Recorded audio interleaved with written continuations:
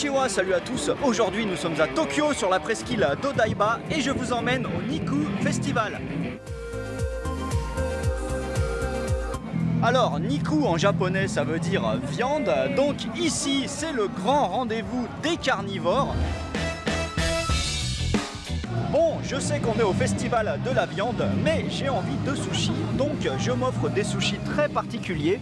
Comme vous le voyez, ils sont faits à base de viande, mais regardez, il y a bien du riz en dessous, et on retrouve la plupart des ingrédients habituels quand on mange des sushis, comme le wasabi, le gingembre et la sauce shoyu. Et en ce qui concerne la viande, elle nous vient de la préfecture de Tochigi. Au nord de Tokyo, c'est de la viande de bœuf, de l'aloyo pour être précis, la partie latérale arrière du bœuf.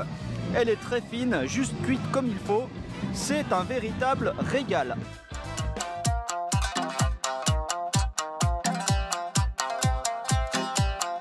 Je suis un grand fan de magret de canard à la française, mais je n'en ai jamais mangé au Japon, donc en voici. Alors ça s'appelle Kamoniku Naganegi. Naganegi c'est le nom de ce légume là, un cousin du poireau. Et en fait il s'agit de viande de canard qui a été cuite sur une plaque et avec une sauce très spéciale qui est faite à base de vin rouge, de sauce shoyu, de beurre et même de miel. C'est un sacré mélange, mais du coup ça rend le plat délicieux.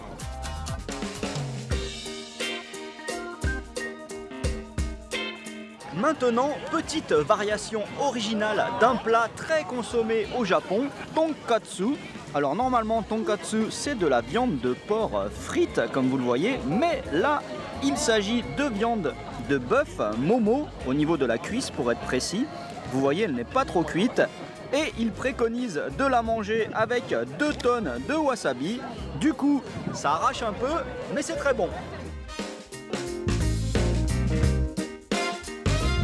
Je finis avec ce qui je pense est une erreur de ma part, mais bon, je viens des Alpes, lorsque je vois de la raclette, je ne peux pas résister. Et là, il s'agit d'une sorte de hamburger spécial avec 2 grosses tranches de bœuf, tomates, oignons et surtout plein de raclette qui nous vient de l'île la plus au nord du Japon, Hokkaido, très réputée pour la qualité de son fromage.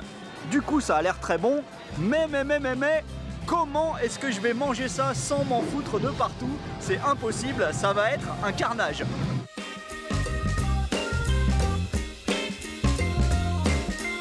Voilà, je suis repu. Alors par rapport à d'autres festivals, bien sûr les prix étaient plus chers, mais c'est compréhensible car la viande de qualité, forcément, ça se paye. Allez, à plus, ja ne.